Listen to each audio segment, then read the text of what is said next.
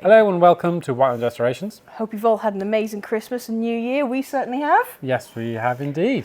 And I thought, what better thing to do than to have something right in the middle of all that busy time by scheduling an MOT for the daily driver. What a great thing to have. As if we're right not now. busy enough. But the time has come, that time of year, the Yeti needs an MOT. Now, she's really good. She's in really good It condition. looks really clean. It looks fantastically clean. This is the cleanest I've seen it in a long time. I wonder... Did somebody clean it for you? Did someone wash it? Thank you, honey.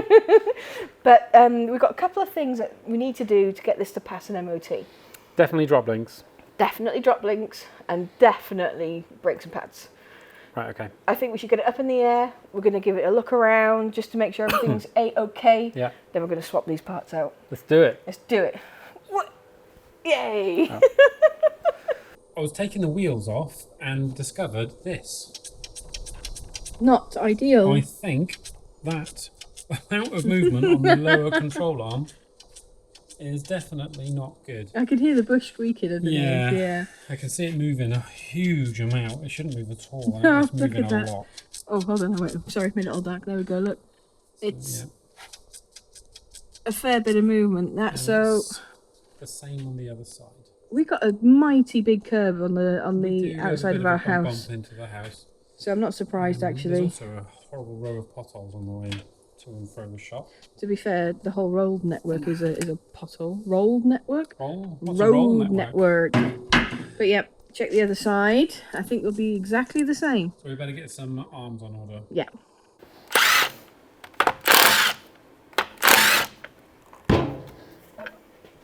Oh, very nicely done.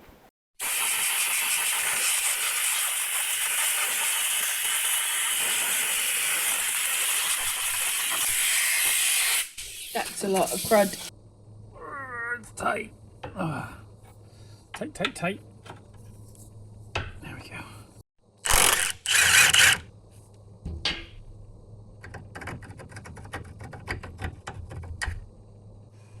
Hold on. Am I doing the right way?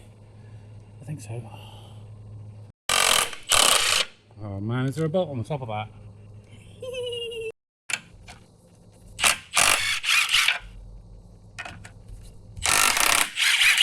Oh, the dirt went in my eyes. No, where's your glasses? Yeah. PP. Did you know you could fit 3 sockets, 3 nuts in a socket? Did you get 3 nuts in that one Yeah. socket? That's One. crazy.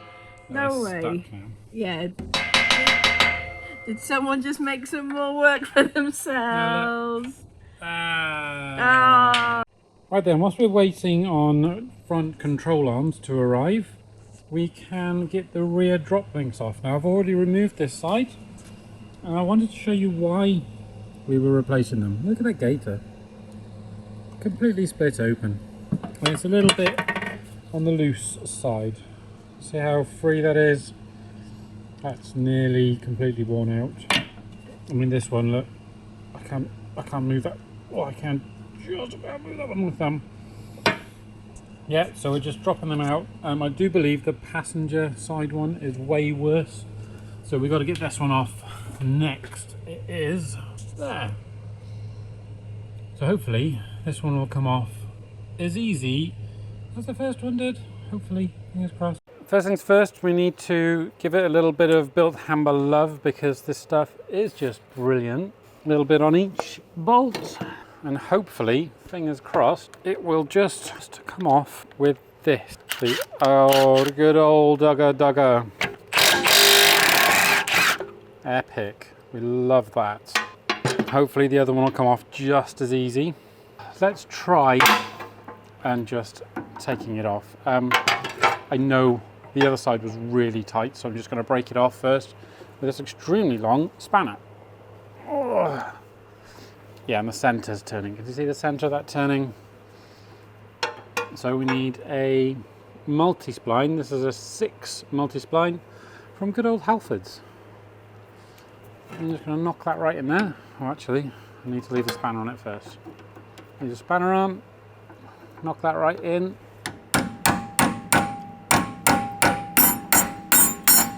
For this, you need to like tighten it up because you're not undoing the nut, you're sending the centre of the shaft the opposite direction.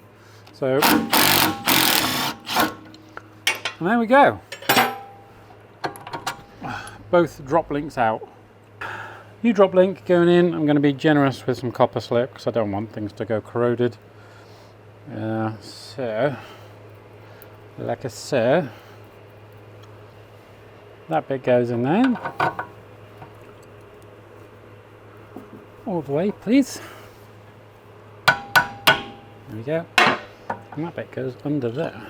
But the suspension is not in the correct place.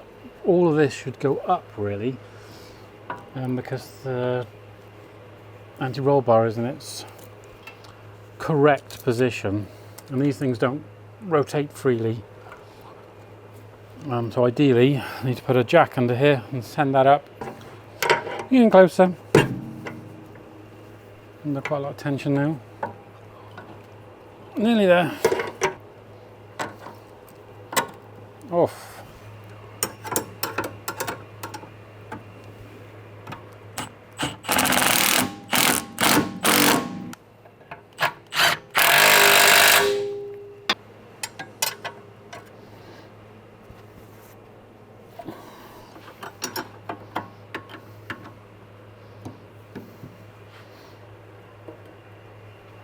There we go.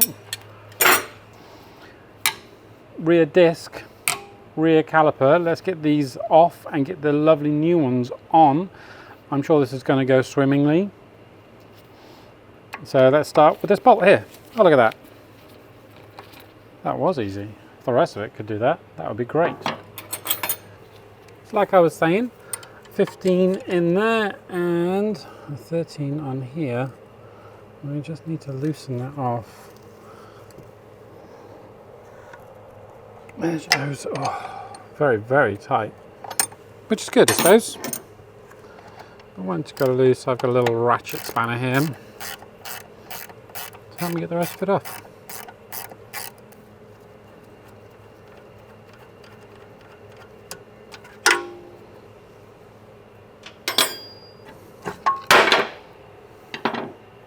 Wah and la.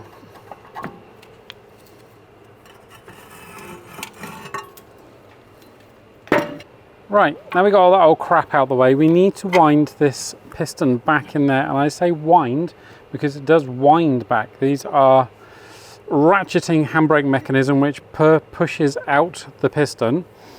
And you've got to wind it back in afterwards. So you need a special tool called a piston wind back tool. So these are so easily available. Amazon, you don't have to have a posh kit. They're just super easy to use.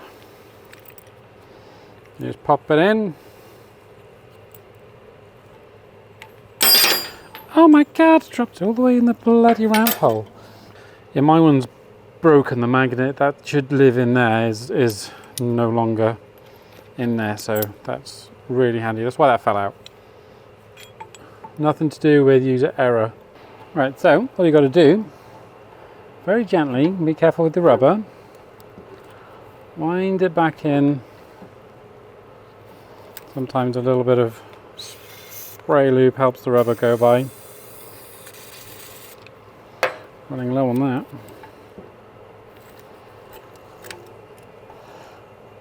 And just slowly, these are really nice, they're not sticky at all. They're going back in very easily. Sometimes they can be really fussy.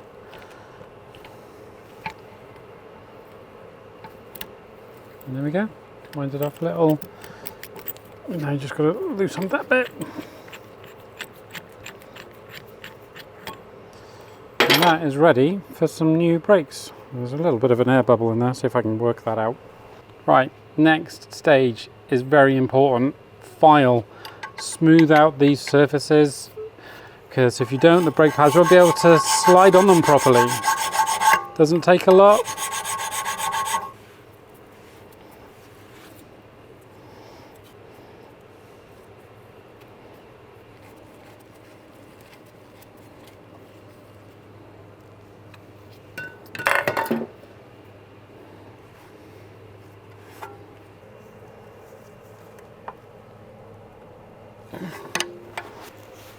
Right, I've come to help do the front brakes. Oh, really? I thought you could do with a hand. What? Where were you when I was in the back? I was busy. Ah. I was doing paperwork. Right. Because it's January and everybody knows what January is. It's tax return month. Anyway, pads are off. Look at that. Calipers are off. There we go. Let's get that out. Get them off. Now, we have decided to go with Allied Nippon brakes and pads for the replacement set. They're actually one of the market leaders of brake stuffs. They make a lot of pads and discs for OE parts for companies and things like that. You might not have heard of them because they are only available through your motor factors. So if you want to go and grab some, get down to your local motor factors and ask for them. Look at that. Oh, out with the old. That is done for. Let's have a look at this shiny new one in the box. Look at that. Oh, yeah. Do you know what? The best thing about these, they've got a special coating on them. You don't need to degrease them when you put them on the car. No way. So that just saves time. Straight out the box, straight on the car. That's very cool. It's so cool, isn't it? And the brake pads have got a special coating on that helps bedding in. So you know that when you have to start driving, that initial bedding in period, it's so much faster with these. So I'm really happy with that. Oh, bit of copper grease, saving ourselves in the future. Yeah, I love a bit of copper grease on things. Not too much though, just a little bit, because it's you know, some people, and the RAC included in those some people, think you're not supposed to put it on wheel bolts. They think the rust helps hold the wheel bolts in. No, who thought of that? Bloody hell, idiots. Not for us. Yeah, they're completely rusted solid now. They won't come out at all. Sorry. Yeah, I'm just making sure these pad surfaces are free and breezy. Yeah. They do get a little corroded and they just need a little tickle with a file if you're in there. You don't want sticky brakes or noisy brakes. Yeah. Do you know these brake pads have actually got anti-noise backing on them as well. Have they? Yeah, they've got like special shims built in. Right, now super that's handy. Just cleaned up. There's nothing worse than when you change your brakes and you drive into them and you squeal. Yeah. It's so embarrassing. Not for us though. Right, there we go. A little bit on the threads. Right. May you pass me a disc? Here you go. One disc. That's very silver. It's very silver. Is that the coating you don't have to clean off? It is. It is. It's very handy not having to clean off the... What do you think? If you're in a service centre and you're changing so many brakes all day, every day, not only are you saving time, but you're saving brake cleaner as well. Yeah. I mean, you won't get high mechanics anymore, but... Well, true. But you've seen the videos of the guys using cans of brake fluid. Yeah. Oh, that looks nice. There fresh we go, and clean. that's on there. Right, I suppose I'll open the brake pads and help you out a bit. Yes, please. Yep. Whilst you're doing that, I can push the piston back. Piston broke. In fact, that brake disc is so corroded on the inside. It's very corroded, isn't it? Right then, make sure your slider pins are okay. Slider pins are okay? They could do with freeing up. I'm just going to pop them out and free them up a bit. Okie dokie. There we go. Sliders have been lubricated. Way better. Yeah, we've got a little bit of grease on there. Just a tiny little bit. Doesn't take a lot. Grease tends to go crap. Have you noticed? If you leave it stick, it goes all sticky and horrible. It stinks. And stinks. It stinks. Yeah. We used some blue stuff on the back, didn't we? Oh my god, yeah. That made a right old stink. I think that's because we were using up some old axle grease or something. Are you ready for pads? I need a pad, yes. Okay, right. Here's one pad. Lovely. Can you see the coating on this? This brake boost bedding in layer. No. It's love. Oh, nice, nice, nice. I think. Is it in? I think so. Yes. Good. Good. Good, good, good. There you go. Number 2. Not that way around. You had a 50-50 chance there. Sliders are lubricated. Everything's a go. Let's Everything's put this go. thing.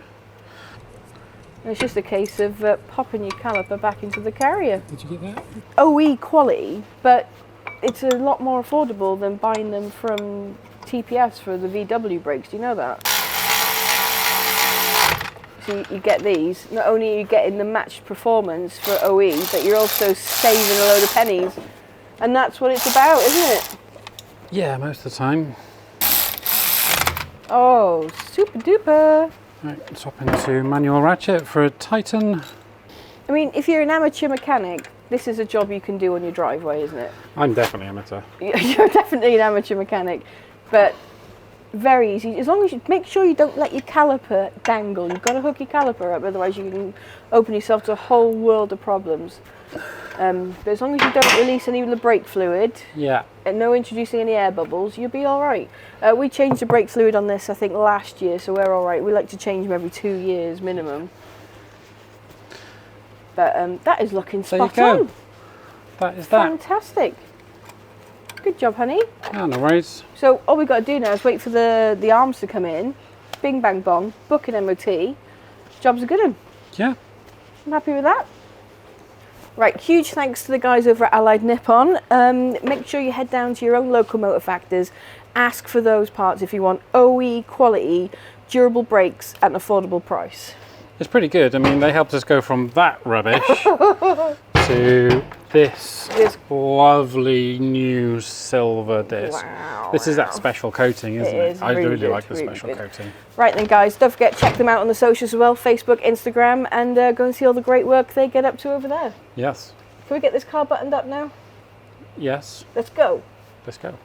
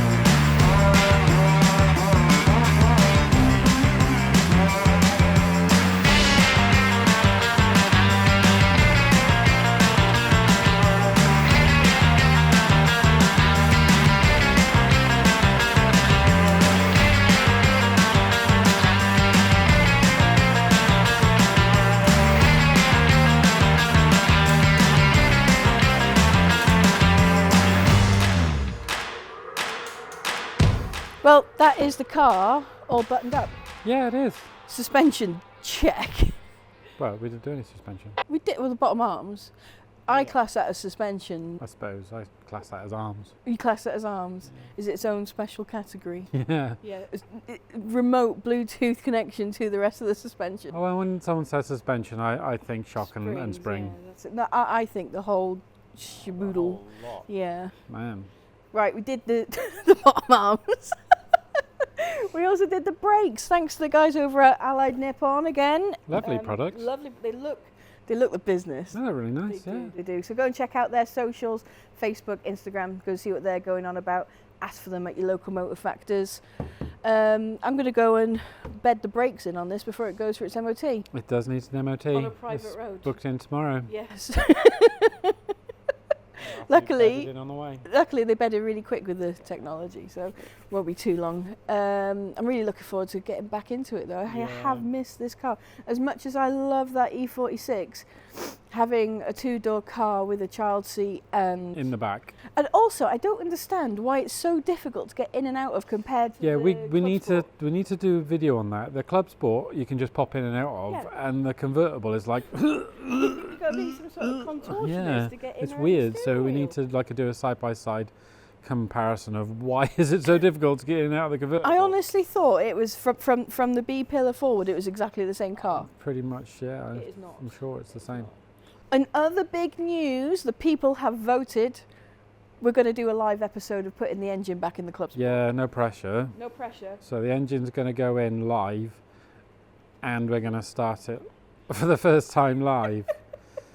So no pressure It's all gonna be on my fun. engine building abilities. We'll do the same as we did last time for the E30. We'll get some people round. We'll have some Lunch. food. We'll all chip in with the engine lifting and bolting in. It's gonna be fun. Yeah. It will be fun. It will be fun. Yeah. If there's anything else you guys would like to see, drop a comment and let us know. You know, we're always open to ideas. Probably next week you'll see the engine building video. That's going so nicely. It is looking rather Touch wood. nice. Yes, It's all rather going nice. smooth Um, as. Doing a fairly tidy job as per usual. That's Just really trying to paint stuff and make it nice because I've got a soft spot for the car. You do. Even though you never it drove it was much. a pain in the ass and the head gasket went. It's going to be the E46 of the family, isn't it? It's going to be top dog. Yeah. Right, don't forget, go check out the raffle. Check the links out in the description and click subscribe. We'll see you next time. Ciao. Ciao.